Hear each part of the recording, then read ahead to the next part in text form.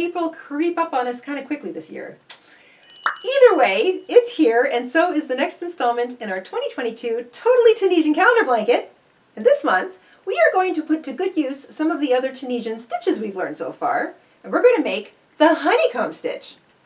The Tunisian honeycomb stitch is relatively simple. You're basically just alternating between the Tunisian simple stitch and the Tunisian purl stitch. In fact, I'd say the most challenging part of this pattern is just remembering what stitch you're on. The written pattern for today's square and for more than 380 other projects we have can be found over at our Etsy shop. And we'll link to our Etsy shop in the description box and the pinned comment down below.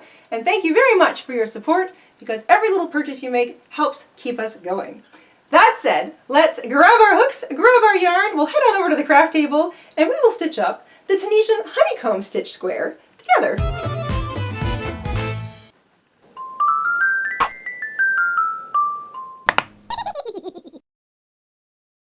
In order to make our Tunisian honeycomb square, you're going to want the same yarn you've been using for the rest of your project. I'm using a size 4 medium weight acrylic yarn. You want 90 yards in your main square color and 10 yards for your border. You want a pair of scissors, a yarn needle, the same hook. I'm using a 5.5 millimeter, or also known as an I or a 9 Tunisian Afghan hook, so a nice long hook, and I've also got the same sized regular crochet hook in order to switch back to do my border. This of course is optional, but I find it nice and easy to work the single crochet border with a regular hook. And once you've got all that together, we can get started. I highly recommend making a little stitch sampler with the Tunisian honeycomb stitch. I always like to make a sampler before I start out on the whole square, just so I can get comfortable with the pattern. You can start with 6 chains and only work 6 rows, and once again, it's easy to count your rows by looking at those chain stitches that run up the right side. We make the honeycomb stitch by alternating between the purl stitch and the Tunisian simple stitch. Of course, I'll get into that in the actual tutorial. But this little sampler gives you an idea of how it's going to look, how it feels, and if you run into any issues, you can quickly see where you might be going wrong. What's also nice is that it's small enough that you can use a regular crochet hook to work that sampler before you bust out the big one. To begin, we are going to start with a slip knot. And we're going to have a foundation chain of 38 for our honeycomb stitch. Now the honeycomb stitch can be worked over really any number of stitches, but we are using 38 for all of the squares in this particular project. So 38 chains to begin. Please visit our shop and purchase a pattern. It helps support our show, and we'll put a link to our shop in the description box down below. Once you've chained 38, we're going to begin the forward pass of row 1, and for row 1 we are just going to stick to the Tunisian simple stitch. So that means just picking up a loop in each of those chains all the way across.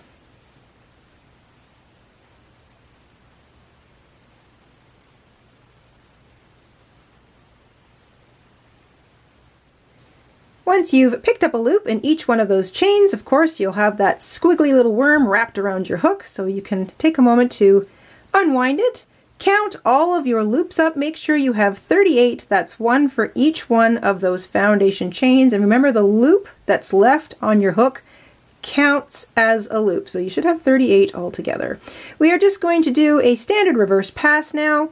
That is yarn over, pull back through just the first loop, and then yarn over and pull back through 2 loops for the rest of the reverse pass. Yarn over, pull back through 2, yarn over, pull back through 2, yarn over, pull back through 2, and so on. At the end of the reverse pass, which is a completed row 1, you will have 38 stitches, and you'll be back to 1 loop left on your hook. We're back to 1 loop left on our hook. There are 38 stitches. You can count your stitches by those nice, neat vertical bars, easily enough. And of course, you can see that you've completed 1 full row by that nice chain stitch that sits right on the very end of your work. Let's get into the honeycomb. The honeycomb stitch is created by alternating between the Tunisian simple stitch and the Tunisian purl stitch on the first row, and then you reverse pass as normal. And on the next row, you alternate between the Tunisian purl stitch and the Tunisian simple stitch. So you start with simple, purl, simple, purl, simple, purl, and then the next row would be purl, simple, purl, simple, purl, simple. So basically what you're doing is making sure that you always purl stitch into a simple stitch or simple stitch into a purl stitch. It's a lot easier than it sounds, so let's go. A simple stitch is you slip your hook in underneath the next vertical bar and pick up a loop. So this is all about where we pick up the loops and how we pick up the loops for the forward pass. The Tunisian purl stitch, which we learned last month, you bring your yarn to the forward, then you slip your hook through the next vertical bar. And if you're confused, make sure that your yarn is hanging out the bottom and the front. Then bring it across so that it crosses over top of the loop sitting on your hook. Wrap it as normal and pull back through that loop. And that creates this little bumpity bump. So the Tunisian simple stitch, the loop is sitting nice and neatly next to the loop you picked it up in. The Tunisian purl stitch, bumpity bump. So that's how you can tell them apart. Then we're back to the simple stitch. Insert hook, pick up a loop. We got to create a purl stitch now. Bring yarn forward, then insert your hook through the next loop. Yarn over, pick up a loop. And you might find, like the last month's square, that working against your lap or working against your work surface helps keep control of that yarn. That's the first loop. The first loop sits on top of that first vertical bar. Ignore it. The actual pattern always starts in the second vertical bar for each row. So that's a simple stitch. The loop picked up looks like it sits right next, neat and tidy, to the loop you picked it up in, or that vertical bar. The purl stitch creates a little bumpity bump just underneath that. Simple stitch again, simple loop, sits right next to that vertical bar. Purl stitch, bumpity bump. So you can see what it's supposed to look like. So we know we've done a purl, now we have to make a simple stitch. Insert hook, pick up a loop. Nice and simple. Back to the purl. Bring yarn forward, then insert hook through the next vertical bar, then yarn over. So simple stitch simply sits next to the next vertical bar, purl stitch, bumpity bump. So what you want is simple, purl, simple, purl, simple, purl, all the way across. And if you get confused or you lose your place, just look back very carefully and look for the simple stitch, look for the purl, look for the simple stitch, look for the purl, and that will help keep you on track.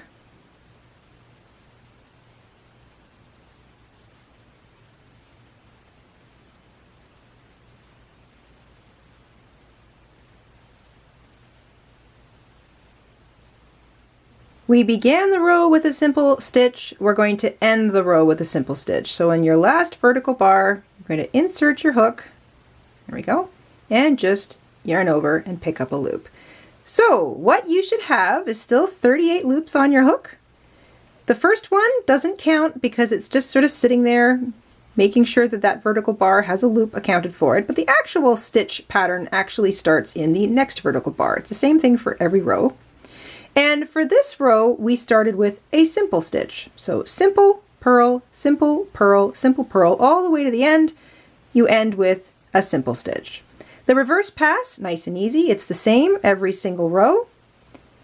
Yarn over, pull back through the first loop, and then yarn over and pull back through 2 loops all the way back. Nice, standard reverse pass. All right, that's the first row of the honeycomb pattern completed. It's row 2 of the squares. Let's see what we've got here. You can still count your stitches by those nice vertical bars, and if you have trouble seeing them, just pull back a little bit on your row and they stand up nice and neat and tidy. But let's look at what's below them here. So we've got a vertical bar, we've got a little bit of a cross, vertical bar, cross, vertical bar, cross, and that's what it should look like all the way across. Nice little repeating vertical bars and bumps. The pattern will really show itself now when we complete the reverse pass of row 3. There's row 1. Remember, row 1 was just a regular row of Tunisian simple stitch. Here's row 2, easy to tell, 1, 2, and row 2 is where we started the honeycomb pattern. Row 2 began with a simple stitch, which means that row 3 begins with a purl stitch. This loop counts for this bar. We start the pattern in the next vertical bar, and because we started the previous row with a simple stitch, we want to now start with a purl stitch. So you're always sort of doing the opposite of into the stitch of the row before. So yarn forward, we start with a purl stitch to pick up a loop, and then the next one is a simple stitch. So you're just reversing it. Purl, simple, purl, simple, purl, simple. And you can work against your lap, work against your work surface, however you find it easiest to wrangle that yarn. I found after the square got bigger when I was working the purl stitch last month that I tended to see I can sort of do it with just my fingers to start, but then after a while when the square gets really big, I find it's easier to just work against a flat surface. If you get confused, just stop and remember, okay, let's see here. There's row 1. Row 1 was just simple stitch. There's row 2. Row 2 started with the simple stitch, which means I'm on row 3, which means I started with a purl stitch. So there's the purl, there's the simple, there's the purl, there's the simple. You see the little purl is the bumpity bump underneath the loop. The simple just sits nice and neat and tidy in that vertical bar. So purl, simple, purl, which means I'm on to simple. And then back to purl again. You can bring your yarn forward however you feel you need to, and then wrap to pick up a loop. So the toughest part of this pattern is just remembering where you're at, but that gets easier too the more you get comfortable with the pattern.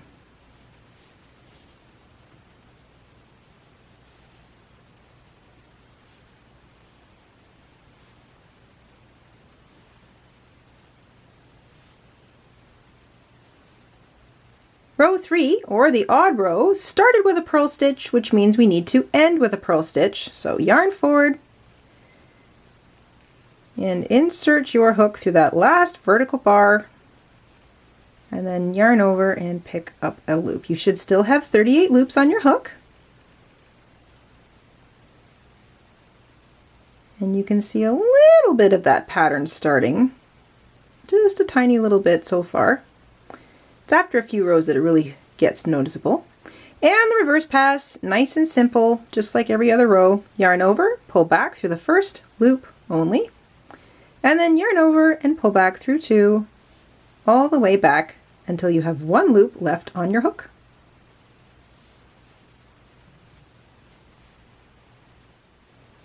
That's the end of row 3 and the end of the second row of our honeycomb stitch pattern. So if you have trouble seeing your bars, remember, just pull back a little bit on that row and you can easily count your stitches by looking for those nice vertical bars. Easy peasy. You know how many rows you've completed by looking at the edge of your work underneath your hook. There's row 1, it was all the simple stitch. Row 2 began with the simple stitch. Row 3 began with the purl stitch. So simple, purl, simple, purl, right? Okay, so that tells us now that our next row, row 4, begins with the simple stitch and goes into the purl. So simple, purl for row 4. And you can kind of see that little honeycomb shape starting to take effect. First loop counts for this vertical bar. The actual pattern starts in the second vertical bar. We're on to row 4, which means we're starting with the simple stitch. So we started with the simple stitch here, we started with the purl stitch there. Another way to look at it is identify, so pull back and look at your previous row. You see that simple stitch? You can see where the vertical bar comes neatly out of the bar from the row ahead of it, but the bar on either side of it has a little bumpity bump. So if it's got a bumpity bump, that means it was a purl stitch, which means you need to work a simple stitch into it for this row. So we begin with the simple stitch and then we go to the purl stitch. So yarn forward and then pick up a loop. Back to the simple stitch and then the purl stitch. And you can bring that yarn forward however you're comfortable. You just want to make sure you're getting that little bumpity bump underneath it. Back to the simple stitch, and then back to the purl. And you're alternating back and forth all the way across. And that's how we get that honeycomb pattern going. And like I said, the hardest part is just remembering where you're at. And if you get lost, just look back for the simple stitch. There's the simple stitch. It comes neatly out of the bar from the row before. The purl stitch has the little bumpity bumps next to it. So if you just completed a purl, you need to go back to a simple. If you just completed a simple, you need to do a purl.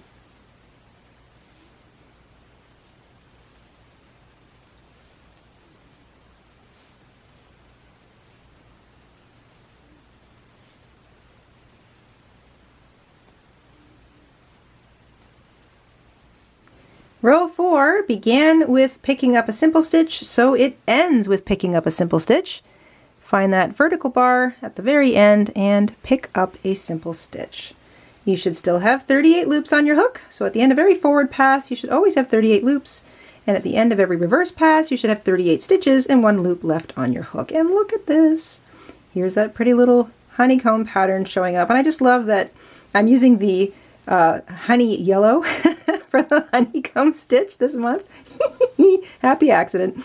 All right, reverse pass, same as usual. Yarn over, pull back through 1, and then yarn over, pull back through 2, all the way back.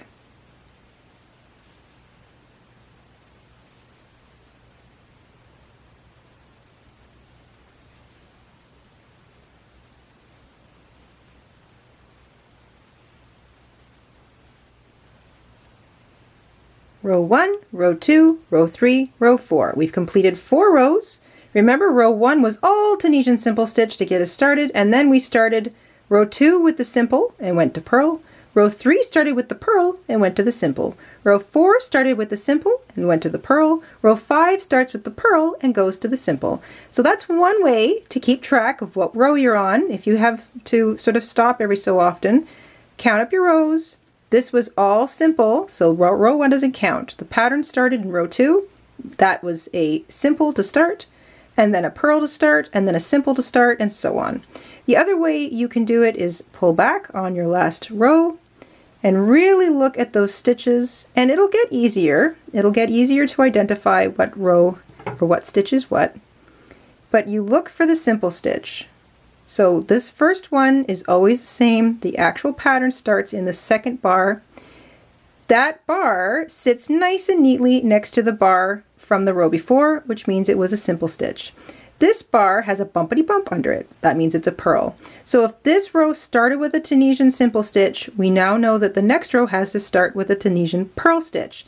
Always work a purl into a simple, always work a simple into the purl, and vice versa. And we get that lovely little honeycomb pattern from alternating between the purl and the simple stitch and alternating between the start for each row. So it's kind of a 2-row repeater, but really all we're doing is alternating between simples and pearls and simples. The reverse pass is always the same. You want to do 32 rows in total, so I'll let you guys work away at that. So that was a simple stitch, which means I have to start with a purl. So I bring my yarn forward and I begin. Every row has 38 stitches in it. You'll have 32 rows in total, and just take your time. I'll catch up with you in a little while.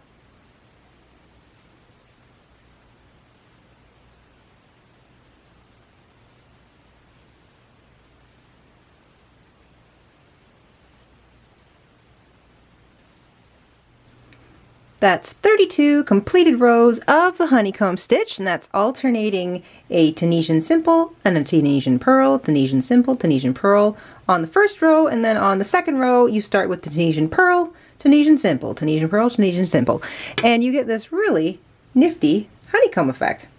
Once you've got 32 rows, remember you can easily count your rows by counting the little stitches that run down the side. You can fasten off if you're changing colors for your border. If not, just chain 1 and you can continue your border with the same color, kind of like I did last month. Otherwise, fasten off, and you can take a moment to weave in that tail before we add our border.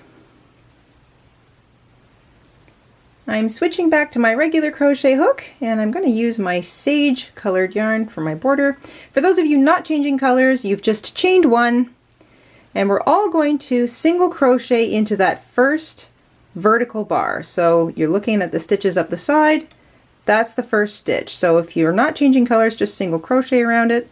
The rest of us are going to join our yarn with a single crochet. There we go. And just like the other squares in this series, we are going to single crochet around the front vertical bars of each stitch all the way across. So careful not to miss anything. You're looking for the vertical bars. Remember, some of them are a little shorter because they're a purl. Some of them are a little longer and easier to get your hook under because they're a simple stitch. You're going to single crochet, regular old single crochets around each vertical bar all the way across. You'll have 38 stitches across the top of your square, one for each vertical bar.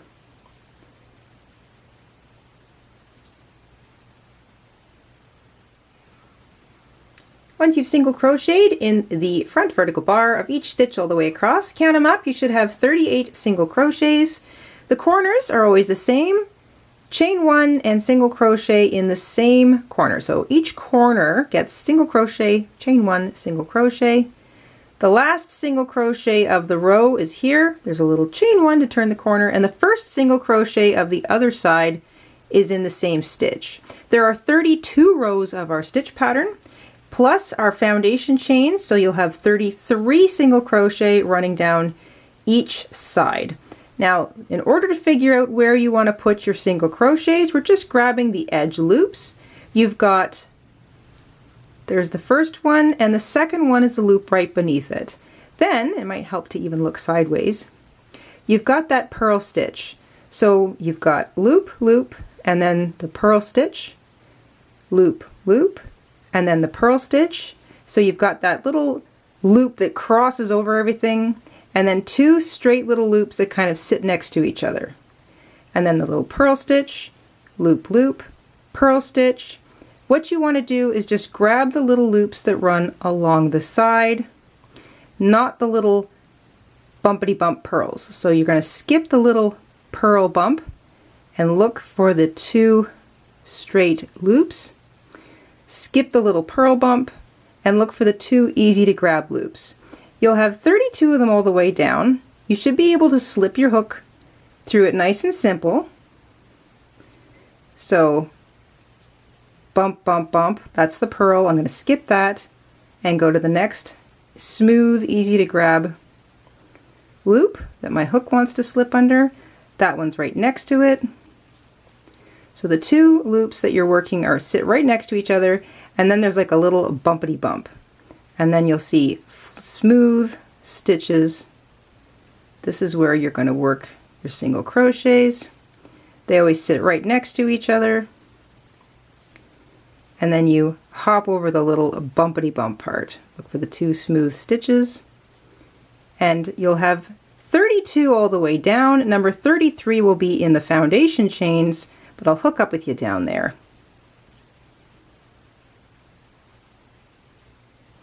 I've got 32 single crochet all the way down my edge, so that's me finding the two sort of smooth loops that sit next to each other and skipping over the bumpity bump purls. The last stitch, number 33, is down here in that first foundation chain. I've already woven in my tail, so it's hidden.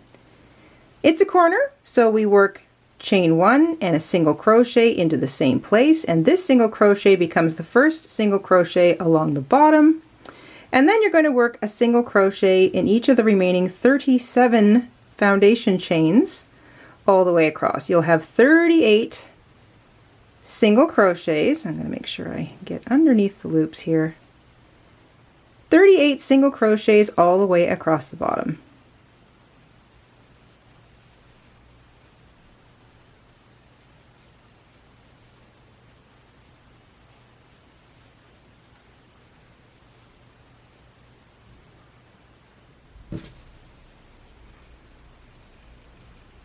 That's 38 single crochet all the way across the bottom. Number 38 is in the last foundation chain. Might feel a little bit tight, so don't miss it. It's a corner, so we chain 1 and single crochet in the same place. That counts as the first single crochet for the last side. You've got 32 rows plus the foundation chain, so you'll have 33 single crochet all the way up the side. And you're just looking for that front vertical bar. It's the front loop of that lovely, simple to see running stitch that goes all the way up the front of, or I should say the side of our square. That first one's a little tight, but then you're just grabbing the front loop only so that it matches the other side, not the whole stitch, just the front loop. Single crochet in each one all the way up the side, and I'll hook up with you at the top.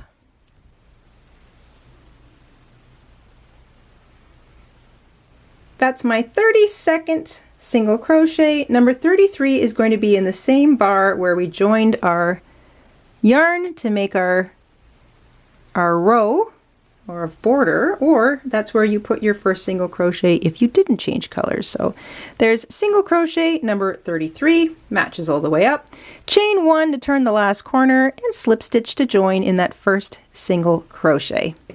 You can fasten off, weave in your tails, and take a moment, or all night I should say, to steam block or wet block your square. I've been blocking mine all the way along just to sort of counter any of that curl and also to shape it into a nice square.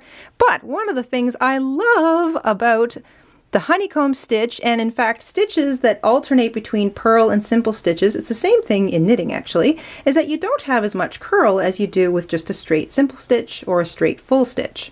This has almost the perfect shape of a square without doing any blocking, so I imagine once I've got it blocked, it'll look quite nice indeed. The Tunisian honeycomb stitch.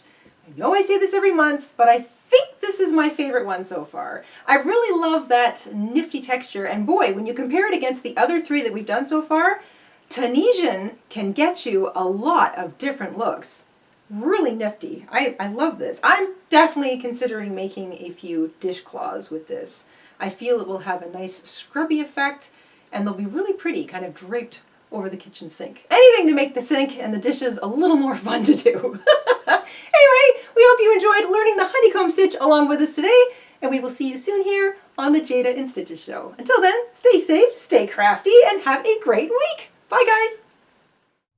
Hi everybody, Mr. InStitches here. Thank you for watching today. Here are some of our other videos you might be interested in. Oh, and don't forget to subscribe.